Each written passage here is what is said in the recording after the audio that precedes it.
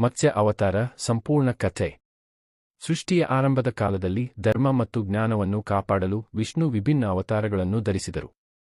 ಅವುಗಳಲ್ಲಿ ಮೊದಲನೆಯದು ಮತ್ಸ್ಯ ಅವತಾರ. ಒಂದು ದಿನ ಸತ್ಯವ್ರತ ಎಂಬ ಧರ್ಮಾತ್ಮ ರಾಜನು ನದಿಯ ತೀರದಲ್ಲಿ ತಪಸ್ಸು ಮಾಡುತ್ತಿದ್ದನು. ತಪಸ್ಸು ಮುಗಿಸಿ ಕೈಗಳನ್ನು ನೀರಿನಲ್ಲಿ ತೊಳೆಯುವಾಗ ಅವನ ಕೈಯಲ್ಲಿ ಒಂದು ಚಿಕ್ಕ ಮೀನು ಬಂತು.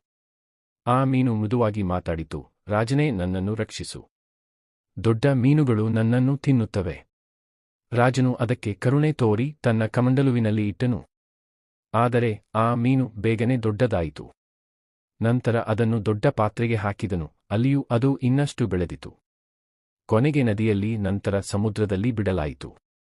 ಆಗ ರಾಜನಿಗೆ ಆಶ್ಚರ್ಯವಾಯಿತು, ಇದು ಸಾಮಾನ್ಯ ಮೀನು ಅಲ್ಲ. ಅದೇ ಸಮಯದಲ್ಲಿ ಮೀನು ತನ್ನ ದಿವ್ಯ ಸ್ವರೂಪವನ್ನು ತೋರಿಸಿ, ನಾನು ವಿಷ್ಣು.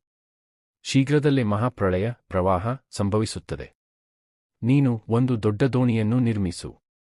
ಋಷಿಗಳು, ಔಷಧಿ ಸಸ್ಯಗಳು ಮತ್ತು ಜೀವಿಗಳ ಬೀಜಗಳನ್ನು ಅದರಲ್ಲಿ ಸೇರಿಸು ಎಂದು ಹೇಳಿದರು.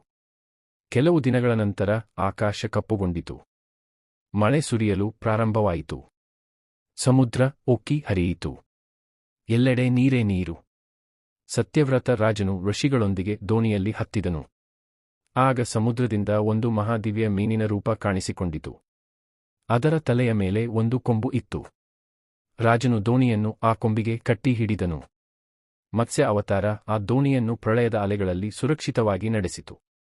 ಅನೇಕ ದಿನಗಳ ನಂತರ ಪ್ರವಾಹ ಕಡಿಮೆಯಾಯಿತು. ಪ್ರಪಂಚ ಮತ್ತೆ ಶಾಂತವಾಯಿತು. ವಿಷ್ಣು ರಾಜನಿಗೆ ಧರ್ಮದ ಮಹತ್ವ ಮತ್ತು ಸೃಷ್ಟಿಯ ರಹಸ್ಯಗಳನ್ನು ಬೋಧಿಸಿದರು.